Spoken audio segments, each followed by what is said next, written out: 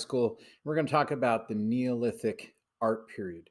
Now, the Neolithic art period is important because we need to identify this as also the point where societies are transitioning from tribes, from hunting and gathering to settled agricultural communities.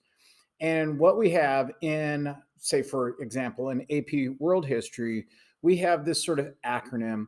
And you might have been in world history where we talk about the social makeup, this political makeup, the intellectual, the culture, the economics, and then, the interaction with our environment. So SPICE might be one of those things. Pieces might be another one of those acronyms. But here in the Neolithic Revolution, we really begin with these complex social stratifications, and this is important because what we have now is societies taking wild grains and they are picking them, and they are taking those wild grains and they're taking them to a plot of land next to their mud hut, and they're planting them in the ground, and they are cultivating, they are domesticating these crops. And because now we have a farming class that's growing crops, growing enough crops to feed everybody in a village, you now begin to see social stratification. So now you begin to see specialized workers evolve. And one of those groups in that social stratification are artists, and artists that design and create monumental architecture, design and create ceramic ware to hold liquids, to hold grains. And so we see this specialization, and this can only occur if we have a farming community. On top of a social stratification where we have a king at the top, and then we have priests, because now we have the beginnings of complex religious belief systems. So we have priests, we have warrior class, we have the artisans, we have the traders, because we begin to see this sort of early economic system being born. And so we're also going to get this wonderful thing called, artistic cultural diffusion, and that's our connections with northern India and with Egypt. And so we're going to see a lot of things that look very much the same, but in different parts when we discuss this early art period, because we're getting into the verge of Unit 2. So this is sort of one of those cusp type discussion points. So we see the beginnings of economic systems. And so we see this, again, this diffusion. We're also going to see complex governments being born, and they're going to have palaces created. They're going to have monumental architecture, particularly to appease the gods as well. So we see this very complex culture being developed, and it's all because of the Neolithic Revolution. Make sure you write that down. This is the Neolithic Revolution. This is when we're going from our hunting and gathering, and now we're going into these settled communities, and this idea of property beginning to occur. Now, today's discussion is going to center on just the Middle East. So we're going to go into like Iran, we're going to go into Saudi Arabia, and we're going to be looking at two images in that section. So get your pens out, get your paper ready to go, because we're going to take some notes. Our next work of art is work number 5. This is found in the Near East, or in the Middle East, and this is Beaker with the ibex motif. This particular work was found in Susa, Iran, between 4200 and 3500 BCE. It is painted terracotta.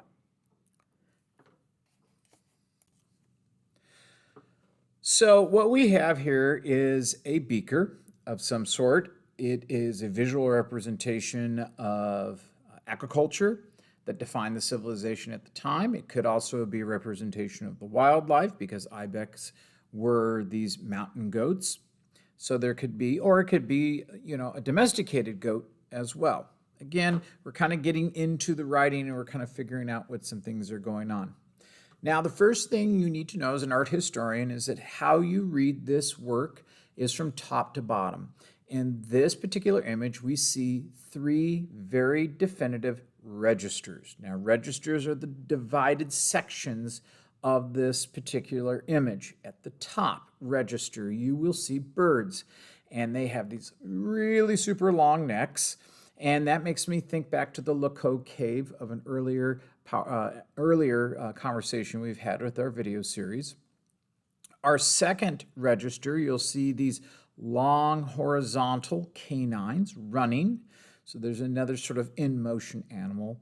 And then we have our third register, which has our ibex with its large horns kind of wrapping around some sort of centralized symbol that could represent maybe wheat or grain of some sort, maybe even just barley. And then we have this nice framing that goes around the ibex. Now, that can have several interpretations. That could be the representation of agricultural societies and the development of the idea of property, and this is my boundary, and this is what's within my boundary. Or it could just be simple a framing of this particular image. Contextually, this particular image was found at an acropolis. Now, an acropolis could serve as a place for the king. It could serve as a place for a religious structure, such as a ziggurat. It could also be a place where government officials come together to discuss laws and taxes. It could also be a place where tourists come together. It could be the shopping area or the plaza. So this was found at an acropolis in Susa, which was the leading agricultural settlement inhabited roughly around 5000 to 4000 BCE.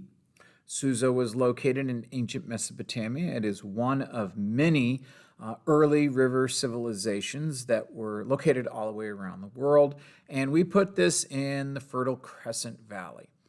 Now, animal domestication is now taking place in this society because it is similar to other Neolithics. Goats were the first domesticated animal, and what could a goat give? A goat could give milk, it could give some sort of fur, and it could also give meat. We also see contextually monumental structures are being built.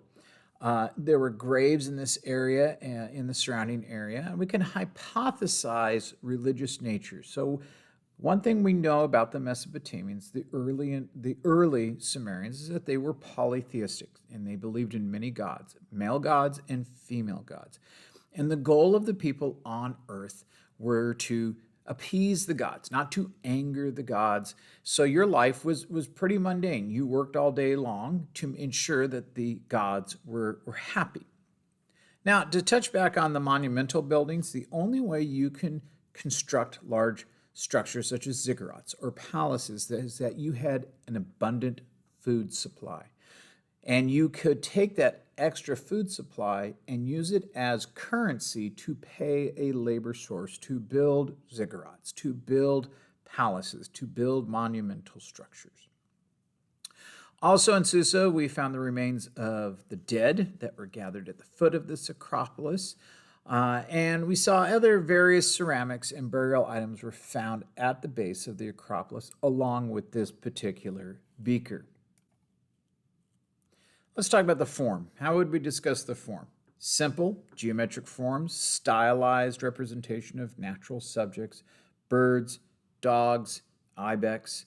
We see some sort of abstraction, some sort of symbol. It could be, and that's within inside the horn of the ibex. It could be a clan symbol. It could be some simple motif that the artist decided to put in. The birds have exaggerated necks. They have the dogs or the hound-like animals have this sort of long, narrow body, and we see this sort of repetition of animal forms. And it may suggest, like we saw with an earlier work of art in Unit 1, that there is movement occurring. Well, except for maybe the birds, but the dogs are moving. We see use of twisted perspective and or composite view. That's another vocabulary word you should know. And the beaker, made of terracotta, has thin and fairly fragile walls. Now, what is the function of this? Well, the fragility of the object indicates that it might have just been a simple ritual function or purpose, as opposed to what we would say are utilitarian ones.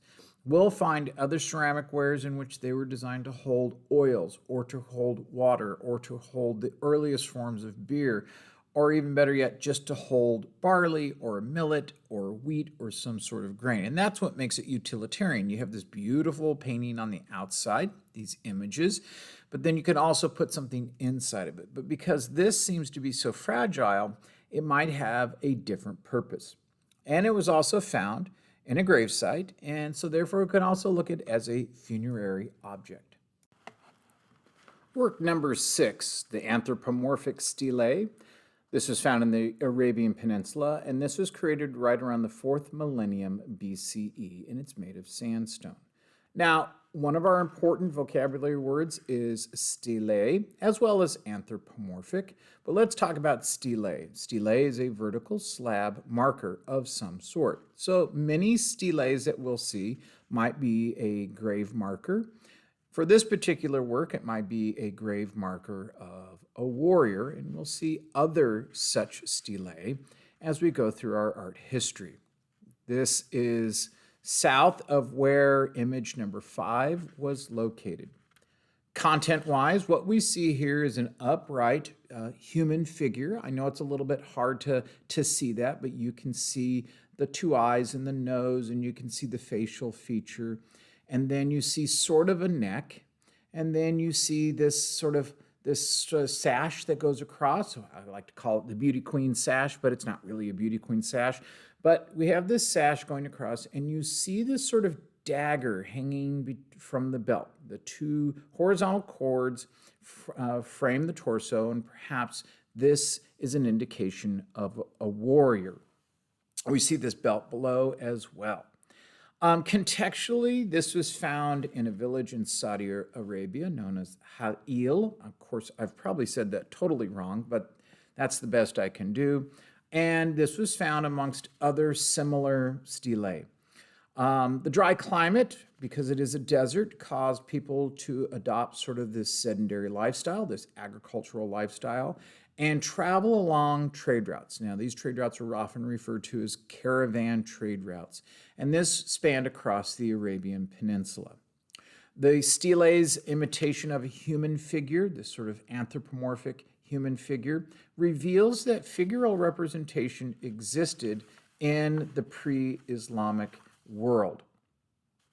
Caravan networks that spanned across Arabia were responsible for linking ancient cultures such as our Indus River Valley civilizations and our early Egyptian cultures along with the Saudi Arabian. So we begin to see sort of the earliest beginnings of possibly the Silk Road trade route as well as the Trans-Saharan trade route.